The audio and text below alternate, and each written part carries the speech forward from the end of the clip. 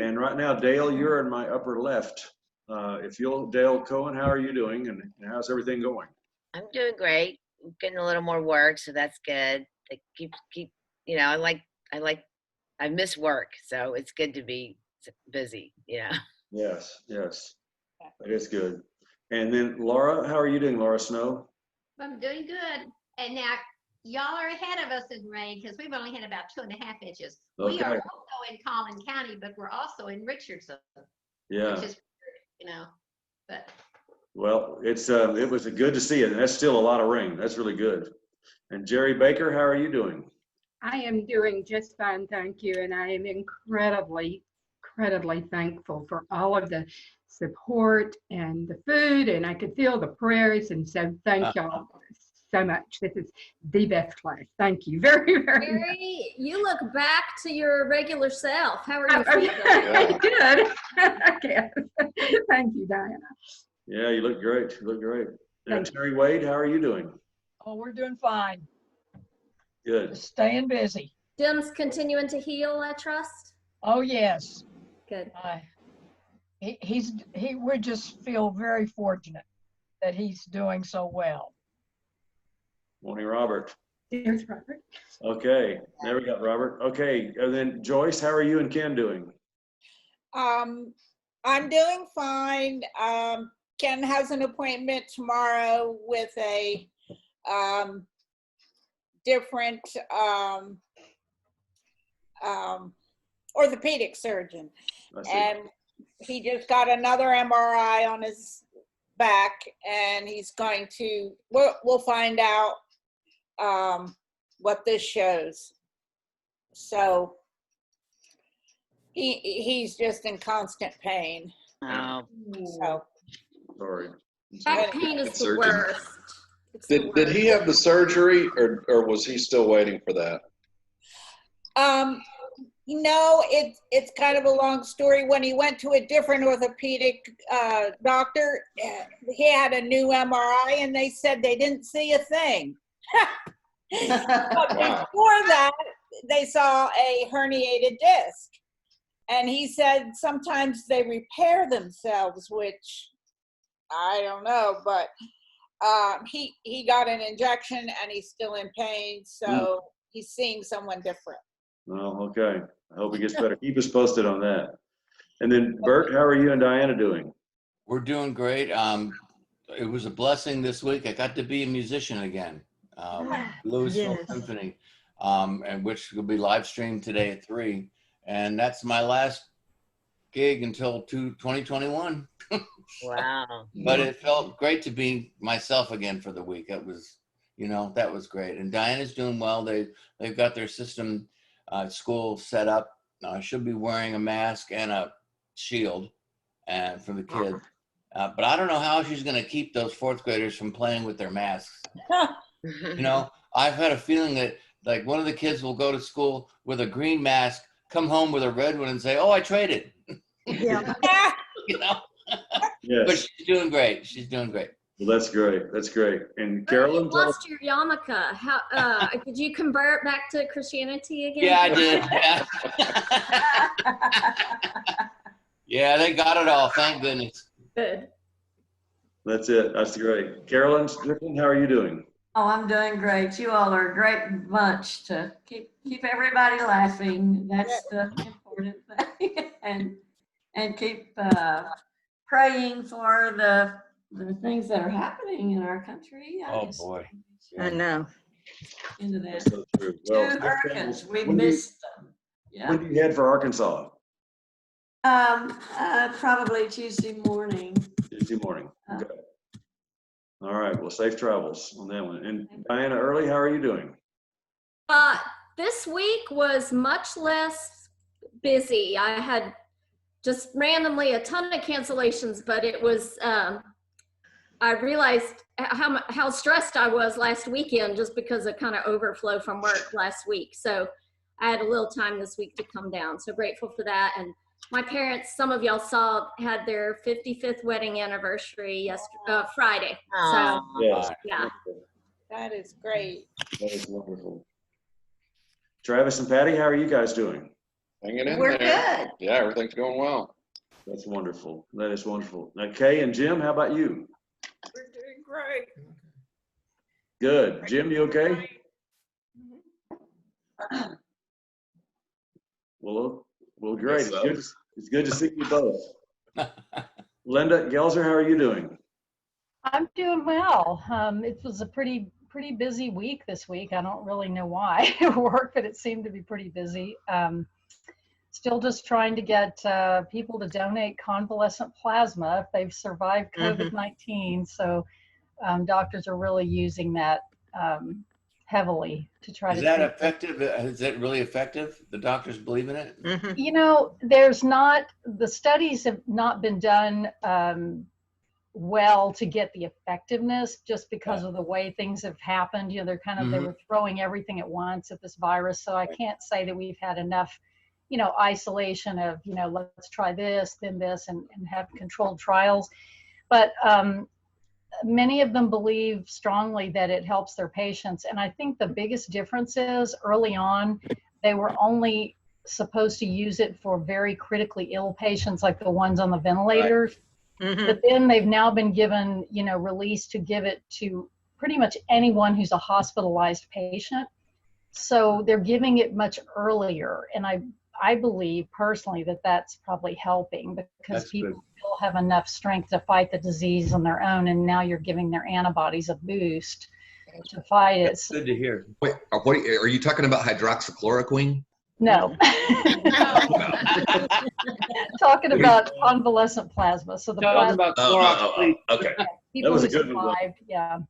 So You don't that's use kind of the Clorox big- anymore, huh? do what? You don't use Clorox anymore? Yeah, we're not recommending bleach in the blood business. Good. Good. Tracy, how are you doing? Well, doing good this morning. So not much new to report. Just thankful for the rain we got this morning. I just went out and checked my little gauge. There's almost 3 inches in it. So that's totally unexpected, but glad to see it. Yes, yes, wonderful. Faye, how are you and Mark and your mom doing? Okay. We're doing good. There's nothing special to report, so I guess all is good. Thank you. Good, good. Carrie, how are you and Dave doing? We're doing well. David has an appointment with a cardiologist on Friday to follow up on his little problem he had here at home like 2 weeks ago and spent the night in the hospital. So we'll see if he qualifies for a pacemaker. Okay. Keep us posted on that. I will. Brian, how are you doing? I'm fine. Everything is good. Wonderful. Wonderful. Robert, we see you there. Hope you're doing well. Yeah. Enjoy your emails every day, I should say. And Don and Barbara, we see you guys there. I hope you guys are doing well. And Sandra, how are you doing? I'm doing great. Thank you. Okay, a couple of things we've got. How are you and Laura doing? We're doing well. We're doing well. In fact, next Sunday afternoon, I thought about doing it on Labor Day, but I think Laura and I are going to do on Sunday afternoon. We're going to try to make a grand tour of all. I have 28 stops programmed into my phone, and we're going to try to give strawberry shortcakes to everybody who's home. So, any rate, I'm gonna leave with about 10 or 12 pounds of strawberries cut up and, and a whole bunch of whipped cream cans. And anyway, if you're home, we'll call ahead of time. And if you're home and want to do it, we'll stop. Carolyn, I probably will. Nice of y'all. Yeah. You gotta come to Arkansas. Yeah. But Carolyn, let me tell you, we just sold, our company just sold some things to Arkansas State Police and to Little Rock PD, and I've got to come up for training. So I may come see you sometime before long. Oh, yeah, right. Good. Now, Plenty of room. let me tell you about Richard Reed. Richard is wanting to spend, in fact, he even wants us to drop him off the email list until he gets back on his feet. He is really having to focus on his chemotherapy. And so he has asked us we'll continue to pray for him, but he won't be joining us next Sunday. It'll be later on because this is, he's got to spend full time on getting well. And I think the chemotherapy is kind of hitting him pretty hard. So we'll remember Richard Reed in our prayers. And the other one is Nate.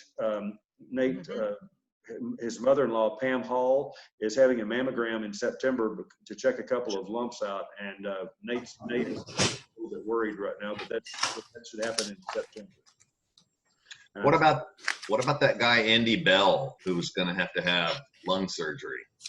We haven't heard recently. I called Rachel this week, but she wasn't there, and she didn't call me back. But he's supposed to. He like the first time he was supposed to have the surgery wasn't strong enough, and I think they're going to try again. Oh. Okay. Yeah, and that's Andy Bell. Yes, that's Rachel's Lane's coworker. How do you do lung surgery? What do they do? Does anybody know? They take it out. They take out one lung. So they open up your chest and take the lung out? Oh my gosh. Wow. Well, it's kind of like open heart surgery. They cut your chest open there. Oh, and goodness. It's miserable. And this is the guy where it was all a result of COVID. Yeah, he had COVID back in the spring, and this is a result of that. So apparently he was a young guy. Diana, didn't you say he was a runner? Yeah, she said led a really healthy lifestyle. Yeah. I found him on Facebook. He looks like 50-ish. Good health. Ran 5 miles a day. So that's the kind of story that'll make you think twice about. Yep.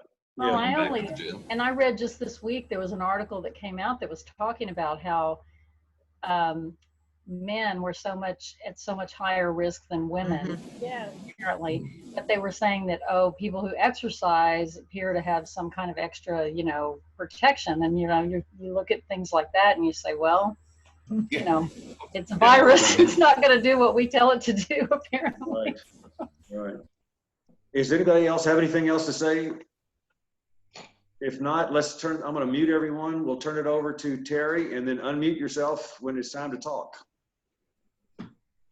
Sounds good. Muting all, and let me unmute you, Terry. Just 1 second. Just 1 second.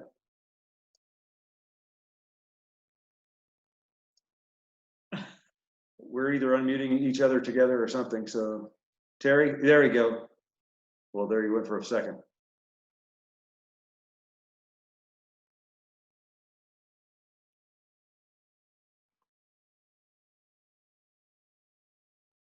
Okay. Okay, here I am. I got it. There are too many icons that you can hit. So anyway, I was just going to say interrupt if when you have something to say. The lesson description asks 2 questions. What made this particular time in history seem to be the appropriate moment for the arrival of Jesus in his ministry? That is, what events and shifts have taken place between Malachi and John the Baptist that set the stage for Jesus? Another way to ask this is, why did Jesus come when he came? Why did God choose this time? And the other thing is, how did the writings during this period, this 400 years, reflect what was going on in Jewish life that made this a time for Jesus to make his appearance? So as you know, this period is between Malachi around 420 BC to the appearance of John the Baptist in the early 1st century, probably around 25 Common Era. And it's sometimes referred to as the silent years by Christian voices, but they were anything but silent, obviously. It's sort of like sometimes we like to skip over stuff. So we go from Malachi to John the Baptist, and like there was nothing that happened in between. The historical events definitely set the stage for Jesus, as did the shifts in theological thinking and in the structural, the structure of Judaism that came about during this period. The apocryphal literature, and I hope to talk a little more, at least integrate the literature into the history part of this. It may not have been considered divinely inspired, but it does have a lot of value because it supplements and enhances the understanding of what was going on, the history, the culture, and the personal ethical living that was stressed.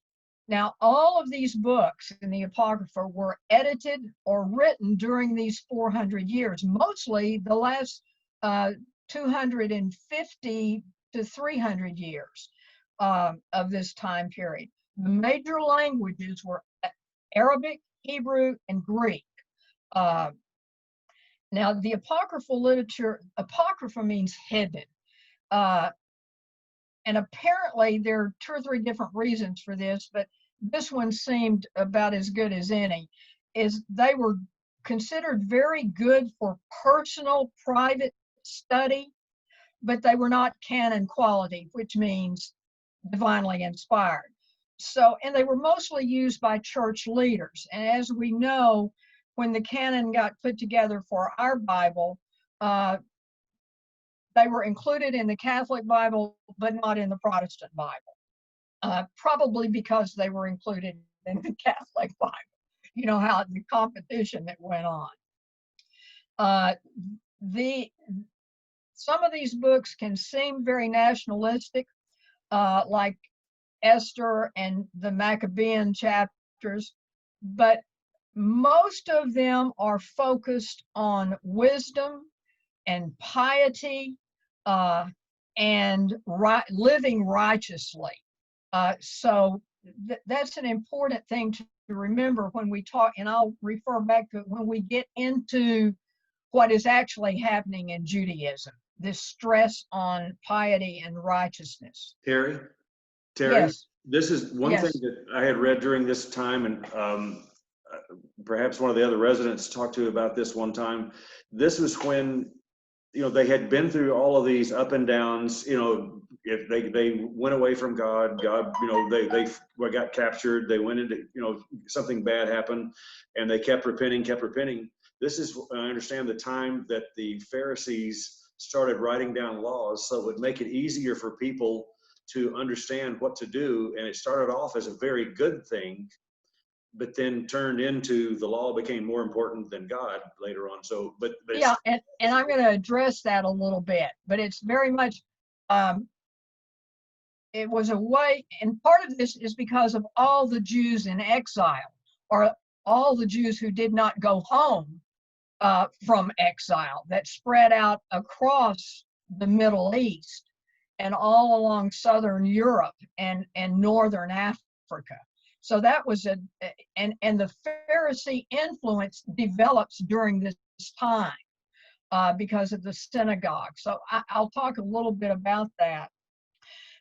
The most important thing, though, from a literary standpoint that happened during this period was they put together the Greek version of the Old Testament. And the Jews sort of canonized their books into this Greek Bible. And one of the sources said, it is impossible to underestimate how important this was in terms of making people throughout the known world familiar with a monotheistic God. And it is during this period, and I'll probably refer to this briefly before, that many pagans are beginning to think more in terms of one God than multiple gods. So this Greek version of the Old Testament is just an incredibly important publication that took place around 250 BC. So we have all of these conditions. We have the literary conditions, we have the historical conditions, the political conditions, the religious conditions that exist. And so I'm going to get into that as we move forward. But there are a couple of things when we talk about historical perspectives that's important. And it doesn't matter whether you're talking social movements, religious movements, historical movements, political movements, whatever. But shifts take place. But the shifts take place over a long period of time. They don't happen overnight. Now, there may be an event that seems that it happened overnight, but behind that event may have been 100 years or more of something. So when you think about shifts, think of them as waves that start way out in the ocean, and they build and they build and they build until they finally crest and make land. And then they will slowly move back out to sea as the next wave comes in. And there's this overlapping kind of thing. A good example of this is we had the Protestant Revolution, Protestant Reformation 500 years ago. And it was a long time coming. And we already know that in the last 100 years or so, much of what went on in the Protestant Reformation people have moved away from it toward a less dogmatic doctrine and a more inclusive view of Christianity. Now, we're not there. We're in the early stages of that. Does that make sense? That we have these waves, and we can only hope they move us forward. So these ideas that we find in the apocryphal period did not happen overnight, but they expanded and reshaped what was going on during this 400-year period. And the ideas started long before they left Persia, but they were present.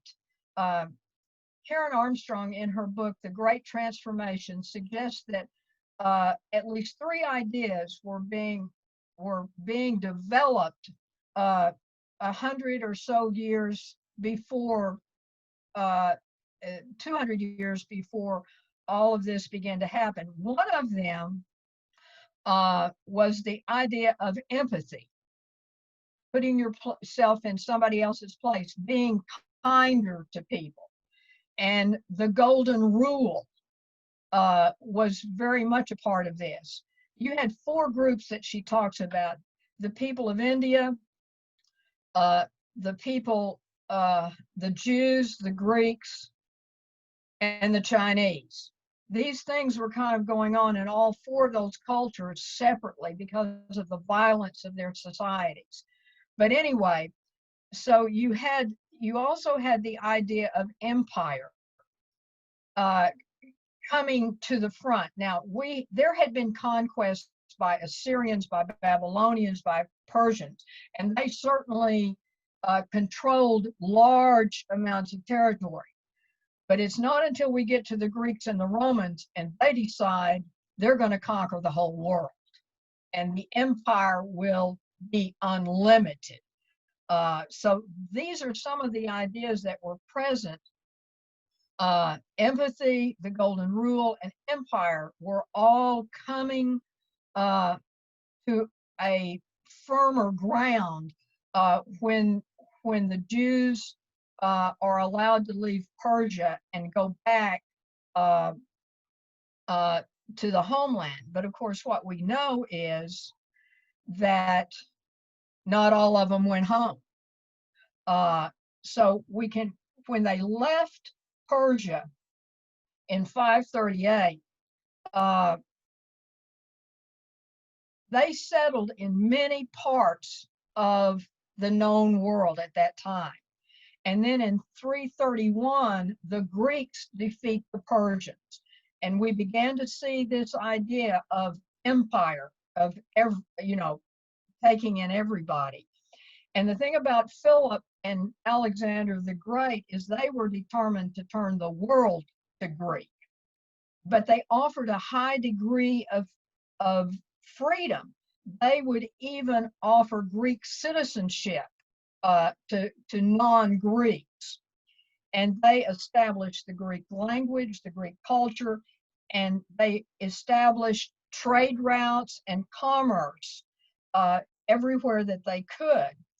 local dialects were spoken, but Greek was the official language. And remember, I've already said that the Old Testament was translated into Greek and became known throughout the world at that time. The Jews continued to disperse in other parts of the Greek Empire, and one example is they helped build the city of Alexandria as a major commercial port. And one of the most significant developments for the Jews was the Sanhedrin, the group of high priests that tended to control. The Greeks made the Sanhedrin the arbiter, the judges in all Jewish civil matters. So Jews were judging Jews, and that will exist when Jesus comes on the scene. But it's a unique situation. So while the Greek dynasty, the Ptolemy dynasty, offered a great deal of freedom to everyone and allowed Greek citizenship, the problem is that Judaism, for the Jews, that it became more Greek than Jewish in some respects. And it was denounced by the Hellenic Judaism with all of the Greek influence, was denounced by one of the apocryphal writers. Jesus ben Sirach he had an academy where he taught wisdom. And he was so upset about how Greek the Jews were becoming in their practices that he spoke out against it. But needless to say, the people in power suggested that maybe he needed to keep his opinions to himself. But the thing about it is the Hellenic influence remained throughout, even after the Romans took over. Like Herod the Great and some of the rulers were very Greek. Now they adopted Roman, they fit in with the Romans, but even the Romans were influenced by the Greeks. So you have a lot of that. And you can see Greek thought in some of the books. The Wisdom of Solomon, even though it is considered one of the highest expressions of Jewish wisdom, you can see traces of Greek influence in it. And it was written by a Hellenistic Jew, I think around, I'm sorry, around somewhere in the 100s, I think it was. So we have all of this Greek influence, but by 167, a new family of Greeks took over. It was no longer the Ptolemy family, and they took over, and they were so harsh that they started to refuse religious freedom to the Jews, and one of them desecrated the temple, and that's when we have the Maccabean revolt that sets up the Hasmonean dynasty, which is that we're going to know as the Herods in Jesus' time. But these kings appoint the high priest. But interestingly enough, even though they're mad at the Greeks for what they did to the temple, they still take on a Greek facade, and at some points even persecute Jews who are trying to live a more orthodox Jewish life. And the book of Ezra 1 was probably written during this Maccabean period. There's also a book, Judith, and it's a great story about a very pious woman, and while it's nationalistic, as is the Maccabean stories, and the Esther additions are made to Esther. There was some debate about putting Esther in the canon because a book ought to at least refer to God once in a while. And so these editions of Esther that were pulled together in the apocryphal period and added to the book of Esther have to do with getting a little more talk of God in, and there's some prayers. But these books, these types of books reveal the nationalistic nature of what was going on, particularly during the Maccabean period and later on. So we have the Maccabean, the family, the Hasmonean family, ruling for a long time.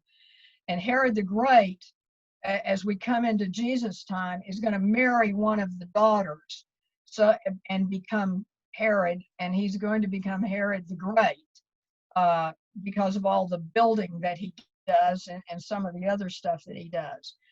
But as usual, you know, what can we say? The Jews were not real good with kings. Their kings just didn't seem to get it, so to speak, except for Josiah and maybe one or two others. But there was a lot of conflict going on. And of course, in 63 BC, the Romans come in. And Pompey captures Jerusalem and puts an end to this Palestinian state.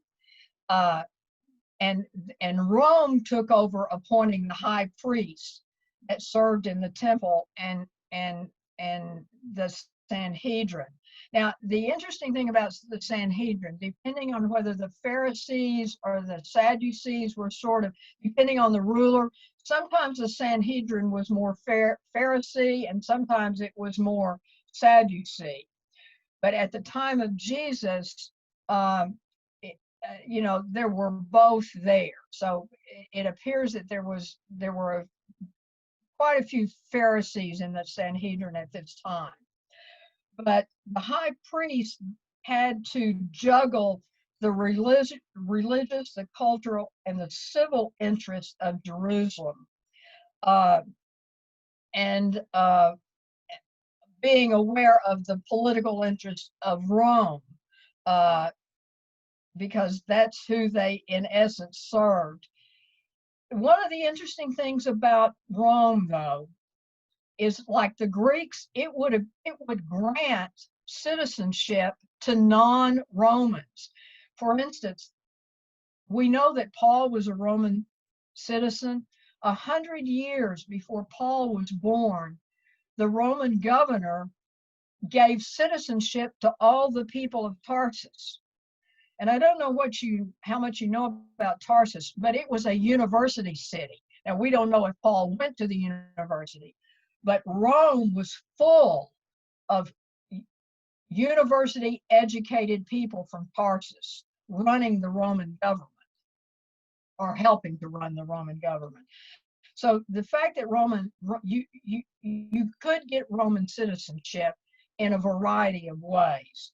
And that was very important. But what do we know most about Romans that made this period so unique? The Romans are systems people. They build roads, they run the government, and they collect taxes to support Pax Roma, the peace of Rome.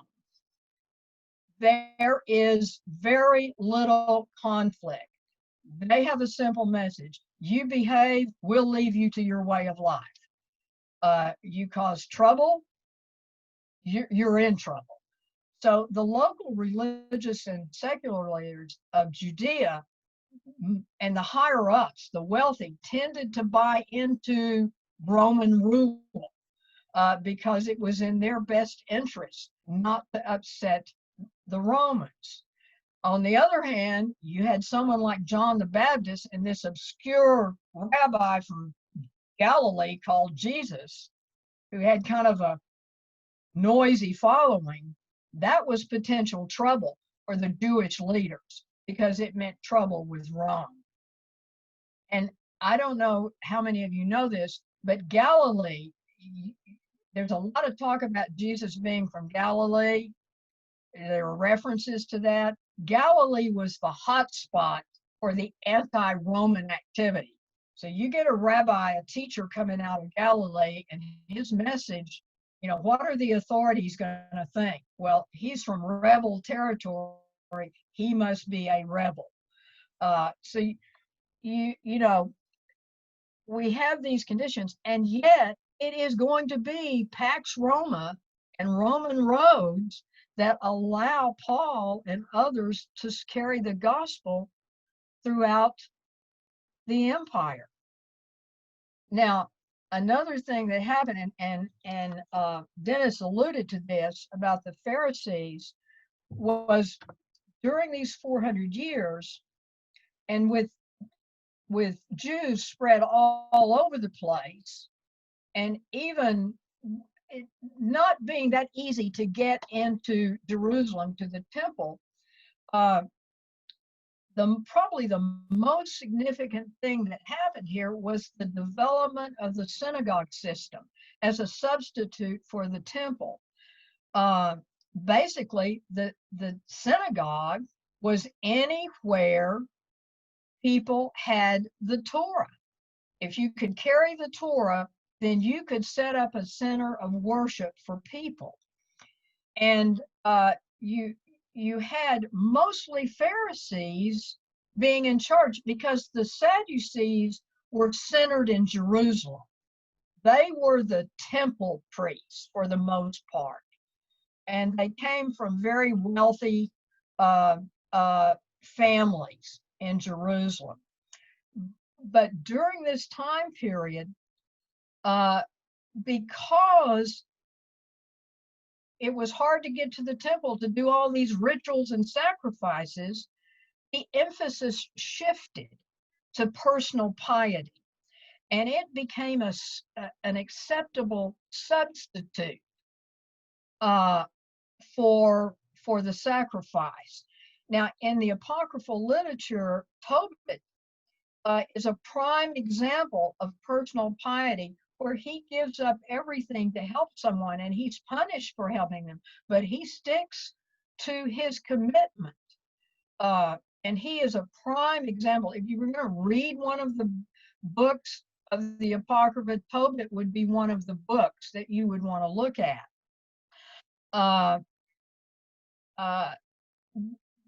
But you have also a great deal of emphasis on wisdom in terms of personal piety. Those two things go together.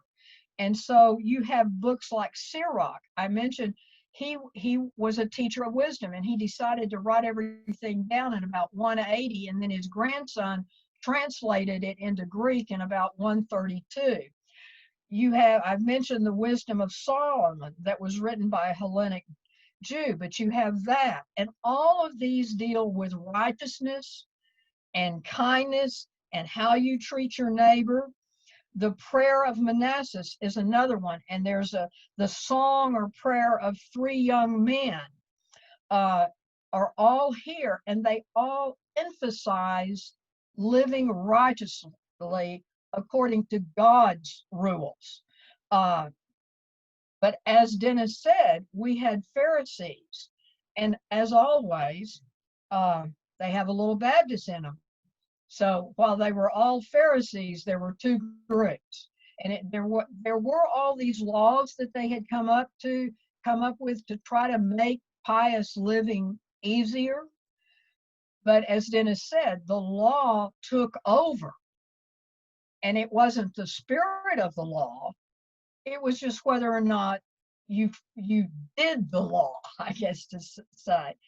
And so what we have are both of these, and then you had the group that was leaning more toward individual behavior.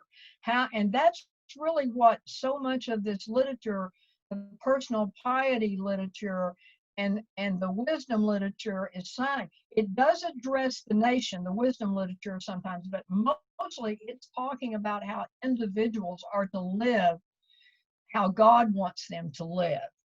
And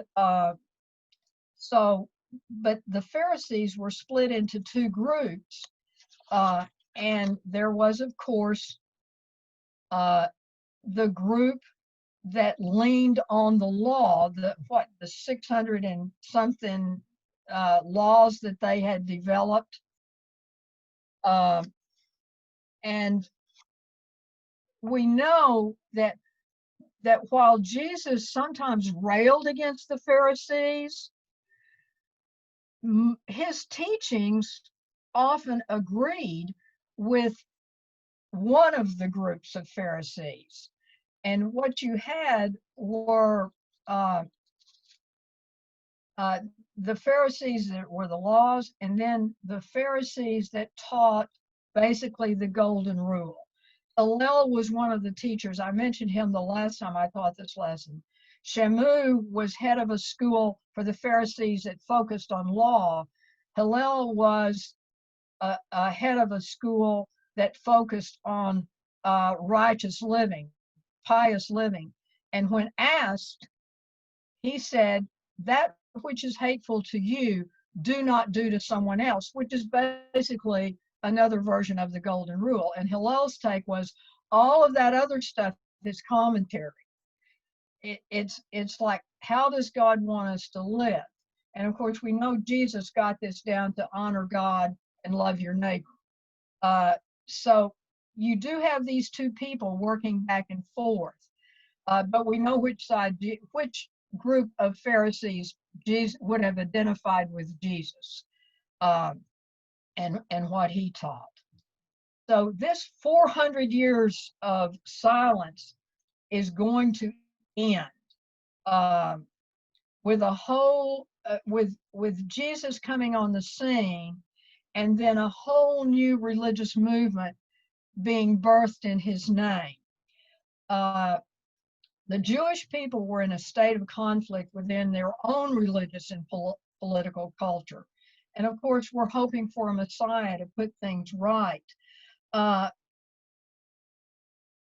they weren't the only ones. Pagans, for a variety of the same kinds of reasons, were looking for something new. We're looking for a God that was more personal than the gods they had worshipped or that their ancestors had worshipped.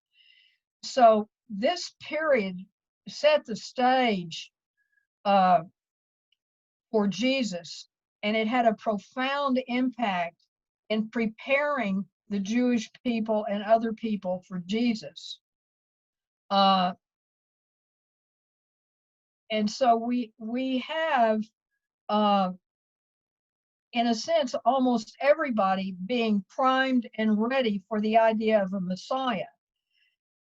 But conditions existed, like the Roman roads that made it, and the Greek Old Testament, that made it possible for an obscure rabbi from an unlikely town to become the focus of the world. With this strong theology of personal piety. It didn't depend on going to the temple. It depended on how you behaved. And then you had the common language of Greek that allowed people to communicate and have common scripture. And you have peace and you have roads. And the Jewish communities throughout the empire were filled with people who were predisposed to the idea of a Messiah. So these 400 years, in every aspect, social, religious, political, however you want to describe it, set the stage for Jesus to come on this scene with his message of love and mercy and righteousness. And so it's just amazing to me. I look at these 400 years and it's just amazing to me that you just have all of these roads coming together, all of these ideas coming together, all of these events coming together that say, now is the time. It's almost like God said, now is the time. I need for him to come into the lives of people. so that they will have a bigger vision of who I am and the kind of relationship I want to have with people. Hey, Terry, Yeah. do you think that this might be a similar situation this time in our history? There seems to be a conversion. I don't have an answer for that. Is there something else I can help with? Sorry. Did you get that? Yeah. Yeah. Would anybody like to address the question about, are we in a similar time when we're seeing a lot of changes taking place?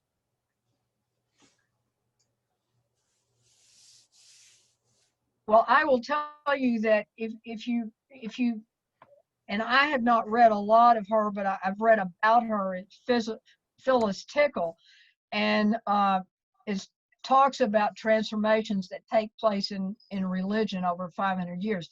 We have people like Brian McLaren. We have lots of talk about the new Christian.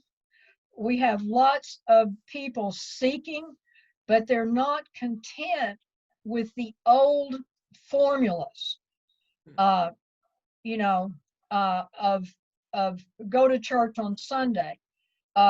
There is a shift that to be a Christian means to be involved in helping other people. You see that, I think, among young people. But there's been a shift going on in this country. Now, anytime there's a shift taking place that might, and Wilshire obviously experienced this with the decision they made, but there's always going to be pushback against that. And that was true in Jesus's time. There were always those Jews who wanted everything focused on the temple. But there were also this coming movement of personal piety that prepared the way for Jesus. So I don't know if I'm answering this, but I think there's always a time of change in the making, so to speak.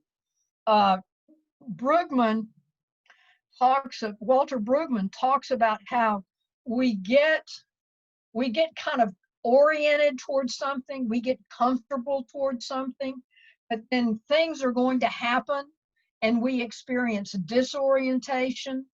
And that's true both personally and in our families and in the world. Things happen and that it disorients us. And then we have to move toward reorientation. So if you're asking the way church, and I'm not talking about video thing, I'm talking about, will churches become more outward rather than inward? We reached a point, I think, and somebody else can address this, where many churches turned inward and did not reach out except to convert people. But we saw in the Southern Baptist Convention at one time in the foreign mission field, it wasn't just about converting people to Jesus. It was about helping them build wells for clean water. It was helping about providing health care. At one time, some of the best hospitals in the third world were Baptist hospitals. They're no longer there now. It's all about church planting now. I see you shaking your head, Diana. But I don't know if I'm just rambling here. I hope I'm making sense that we are going to go through cycles. We can only hope the cycle moves us forward, moves us to a larger heart for the world, and moves us toward helping in significant ways instead of just wanting to baptize people. Does that make sense? I'm hoping we're in a time like that now. Anyone else?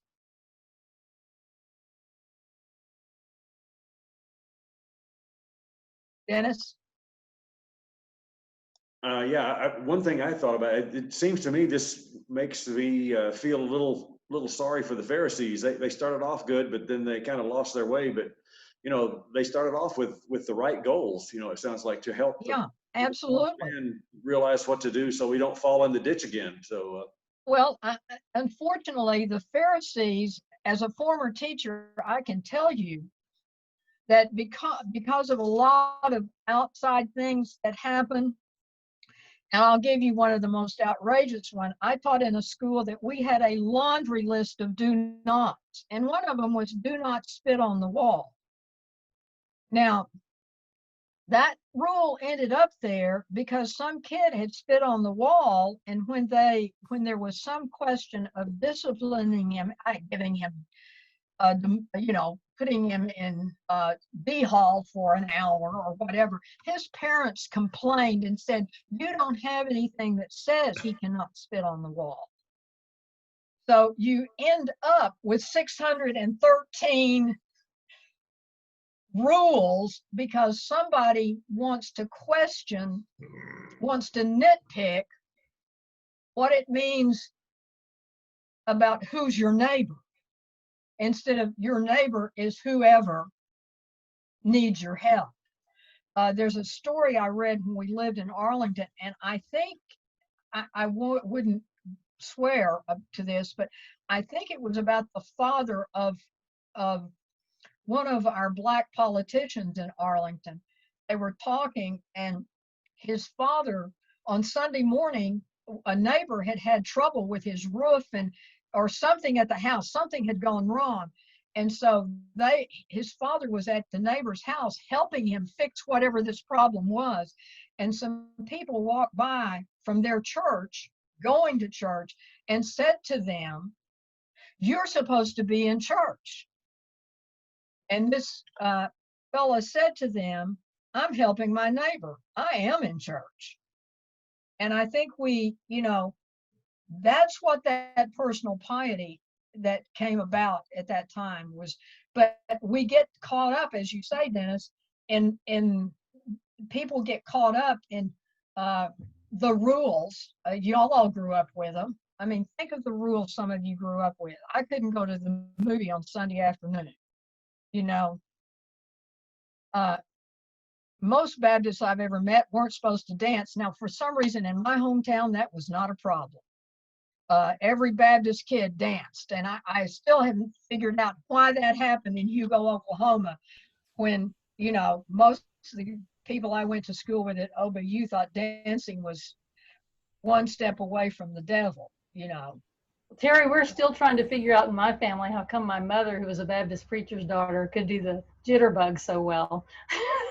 Well, I have a relative whose mother told her husband when she married into the family, "Now, she's got a Baptist heart, but she's got Methodist feet, so she dances."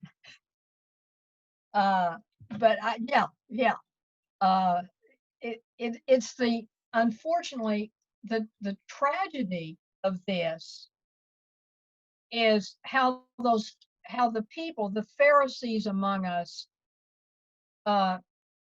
tend to coat all of us with, just like in Jesus' time, you always have the rule people, it's not about what's doing right. It's about whether or not you follow the rule. You Isn't that jot also the a power I and trip? cross the T. Isn't that also a power thing? Oh, absolutely. Yeah. Absolutely. And I can say this as a teacher, the teachers who had a ton of rules for their classroom always had more trouble.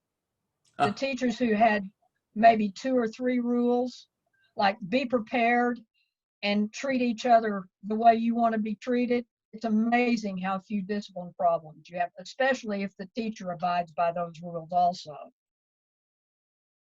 Yeah, it does tend to be about power, unfortunately.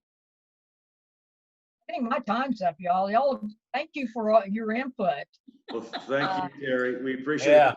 We've had a couple join us. I know that Vicki had a power outage and had to reboot her computer, and she joined us midterm. And I see Nate, you joined us. Nate, we talked about your mother-in-law and having your mammogram in September. Is there anything you want to add to that, Nate? Nate may not be able to talk. And then Alice's iPad. Can you talk? Yep, I'm good. Oh, Nate. Okay, yeah, Nate. We talked about Pam Hall, about your mother-in-law and her mammogram in September. Is anything else you need to add? No, I'm good for now. Okay, keep us posted on that. And Sure thing. I see Alice's iPad. I don't know if Alice can talk. She's muted. We're glad to see you. Dennis, I chatted with Alice. She said to please add her friend Sandy Ross, who's dealing with cancer, and her brother-in-law Art Foster, I believe, to the prayer list, please. Well, Alice, I talked to Alice this week as well, and she's doing, Terry, exactly what you said. She's got this friend who has cancer that she's taken to Big Baylor, and I told her I want a friend like Alice when my time comes. So that's awesome. She's really doing. She's a hand and feet of Christ for that person. Okay, if there's not anyone else, let's turn this over to Vicki. And Vicki, if you'll close us in prayer. I appreciate it. And I'll say Laura and I will send out some stuff, and we hope to see some of you next Sunday afternoon. I'll talk to you probably more about it on next Sunday. Great. Who was the other person, Dennis, of Alice's, besides her friend with cancer? What was the other? Art Foster, her brother-in-law. Oh, okay, your brother-in-law. Okay, I didn't get that. Okay, thank you. Thanks for letting me join late. Okay, hold on just a minute. Dennis, can you hear me? I've had problems with can you hear me? Yes. Yes. Okay, everything's fine then. Thank you. Okay, pray with me, please. Dear Heavenly Father, we're so grateful for the rain and the good sleep. We thank you for that. It nourishes our land, and we were so dry. Thank you for that. Thank you for all the many blessings that you have given us and continue to give us, especially, salvation, that special gift that you've offered. And thank you for those, Lord, hopefully each of us who have accepted that. What a precious gift you've given us. We're so grateful. Lord, we just, we have so many on our list, Lord, that really need you in a special way. And I just pray that you will take all of these requests and see to the needs of these people, because some of these are so serious and such great needs. And I know that you listen, and I know that you do answer prayers. So we do ask again for that today. Our new member, Richard Reed, Lord, needs your I was trying to say protection, I guess, with his cancer surgery that's to come. I just pray that that will be successful, and that can all be taken care of with the one surgery. I pray that you'll be with Nate's mother-in-law as this mammogram comes up in September, that will be benign. Or when she goes, there's nothing there. That happens. And we know that you can do that. It was good to talk to Jerry yesterday, and she just seems to be doing really well from her surgery, her surprise surgery. So I thank you for that blessing, and pray that she continues to heal. And the friends of Alice, the brother-in-law, and the friend that has cancer, I know she's such a blessing to people in her life, and thank you for her and her ministry, because we are used by you to help and to serve. Terry talked about all of that, helping our neighbor today, and he's a good example of that. And I pray that you will be with Sandy in her cancer treatment. Also, Jim's surgery, thank you for that. I'm not sure that's coming up or has been done already. I'm sorry I missed that, but I just pray that you'll be with him. I think that's already happened. Ken has an appointment too with a new orthopedic surgeon. He's been in such pain and back pain, and I just need L4, L5 in his back, or just giving him such pain. I just pray that they will find some kind of solution for him that will be hopefully simple. They can treat that. We're so thankful that Bert is able to be a musician again. Thank you for that. There are many blessings out there. Thank you that Diane is Diana's doing well, and that we get hopefully we'll get the PPEs for the schools that needs to be there. Carolyn's traveling on Tuesday to back to Arkansas from Austin, I think. So I just pray that you will give her safe travels, and I just pray that she's having a great weekend there with the daughter and her family. And Diana's parents had a big anniversary this week, so we're thankful for that. And Linda seems to be doing well, and is thankful. I think it was her request for the convalescent plasma. We just hope that that really does what it's supposed to do, and that people really can, improve quickly with that. It's such a blessing that they've learned that and that it does work, and that we just pray that it continues to work. We pray for Linda in her grief, that will be, that you'll just comfort her, put your arms around her, and I just pray that she'll be able to feel your presence when she gets in a deep funk, as we know happens. Because it is a journey, and it has valleys and hills, and a lot of valleys. I pray that her valleys will become fewer and fewer, and that you'll just comfort her and her family during this time. There's so many, Lord, that really need you that we do not know about. Deborah, she still has not gotten her pacemaker that I know of, and I just pray that you'll give her strength. She seems to just be sort of weak in her breathing. She runs out of steam by the end of the day, and I just pray that you'll give her strength to get through the day as she works.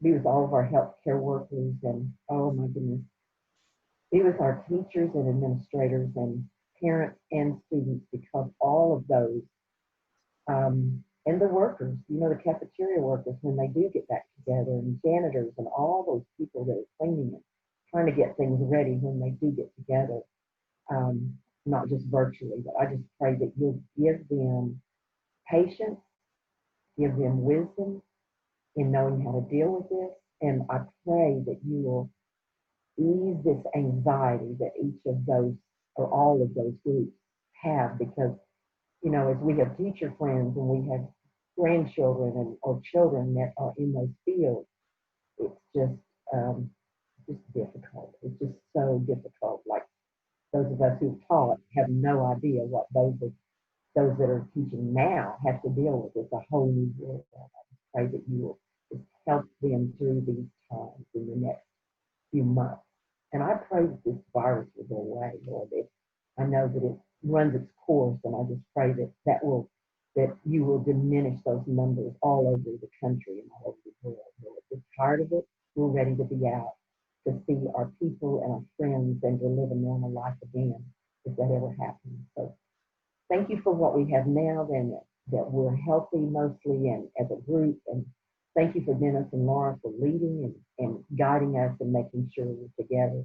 And thank you for Wilshire and the outreach that they do, with their whole community, Lord, and helping others when there's a need. Thank you for all your many blessings again. And I just pray these things in the precious and holy name. Amen. Hope everyone has a great week. Yeah, everyone have a good week. Stay safe. Thank you, Terry. Yes, Thank you. Thank you. And Always by a the way, pleasure. y'all, I did not mention it, but the apocryphal literature is frequently referenced in literature and art. And Shakespeare pulled lots of stuff out of it. And there are a couple, if Judith is another book, it's a little bloody, but if you're ever in an art museum and you see someone holding a woman, a beautiful woman holding a severed head, it's probably Judith. But you might want to read that one too. Great way to end this. I'm surprised it's not been made into a movie. Thanks, Terry. Thanks. Yeah, take care, everyone. Y'all have a Everybody. good week. Thanks. Bye-bye. Bye. Have a Have a great good week. Bye-bye. Bye, everyone. Bye-bye. Good to see you. Dennis, what was the gem that was mentioned? Who was that? Which gem was that? The shoe? Jim Wade, maybe? Yeah. Not? I couldn't hear. Jim Wade. Oh, yes, Jim. Oh, I Jim thought Wade, Terry's maybe husband. he was. So he got a good Sorry report. about that. When I they, need to do more complete notes. no, it's my fault. I was so embarrassed when I looked at the clock. I have never done that. I mean, I don't even know when I've slept that late. It was so embarrassed. I'm glad you didn't tell the world, Dennis. Now I'm telling him. No problem. Thank you for being kind. Dennis, so I'm sorry I never responded to you on that email about your Labor Day proposal. Yeah. I won't be able to help you with that because I'm supposed to start my flooring project the next day. And so I have to basically move all the stuff in half my house out. Oh dear. But I was wondering if you wanted to consider something less perishable, because have you ever chopped up 10 pounds of strawberries? Yeah, yes. Yeah, I will consider it. I will consider that, but I think I've got a plan for it. I am gonna put some sugar on them, and that'll help preserve them a little bit. So Okay, yeah. Well, the other, I at one point was thinking about trying to make small loaves of communion bread to take to people, because then we, I've been doing some weird things for communion, rice cakes and all kinds of random items, because I don't necessarily keep bread on hand. But I was going to try to make bread for people, but I hadn't gotten to it. And now that this flooring project has started, I'm not going to be able to get around to making all that. But I have a bunch of jam. I don't know that I quite have 28 jars, but I'm pretty close. And I was thinking, taking bread and jam to people. I might be able to get that for October or November, maybe. maybe that's a great idea. That's a great idea. We'll try this on this next Sunday afternoon. We'll take off right after this, and we'll make 28 stops. Now, quite frankly, it's probably going to be 27 because the Tebows are still in Washington State. I talked to Bonnie and Robert, and they were at Mount Rainier when I talked to them this week. But anyway, so we'll see. And there's going to be some that aren't home, but our plan. I want you guys to think this through and tell us if it's not. What I've done is I've got this app and I've got all 28 addresses in it, and I'm not going to enable it. I'm not going to enable it until like Tuesday, because I get 7 days free trial, because I can only there you go. 10 addresses, it turns out, without paying for it. And it's $20 a month, and I just as soon not do that for $20 a month. But anyway, I've got those in there. You can take out, and what we'll do is call people just ahead before we get there. And if they're there, they're there. And if they're not, they're not. So we'll see how it goes. But they're all in there, and it gives you the best route around. So it goes from our house all the way back. And Vicki, I think you may be one of the ones on our way back home, on the way up the tollway. So we'll see how that goes. But at any rate, we'll try that and see how many people are there and how it works. But I just wanted to get out and see folks if we could, and go from there. Well, you may have to come to my backyard. My son from Oklahoma City is coming in with his 3 kids on Friday night. Are you talking about this next weekend? Okay. Yeah. I'm talking about this a week from today. I'm talking about this a week from this afternoon. Yeah. So, I mean, I'd love for you to stop by, but I'll have company, and I won't even probably get on Zoom, because I will, it's wild and crazy. And my other kids come back and forth because they're just down the street. And will you have your cell phone on you? I'll call your cell phone. I sure will. I will. All right. Well, that'll work out. We'll work it out. I'll see how many I'll see how many we have left, and we may feed your whole crew. We don't know. So we'll see. I don't even know what you're delivering. I missed the memo. Yeah, that's right. Well, we'll see. We'll see how it goes. But I appreciate you guys. The other thing we got to think about, Diana and Vicki, is what we're going to do on December 27th, because I went ahead and skipped that one when they said skip it. But now that we're still out, it probably makes no sense. I mean, we could have it, but I've already got people signed up in January for lessons, and I don't want to reschedule those. So we might have to do something ourselves. We could do something like, with this number that we have, if everybody's available that day, is do something like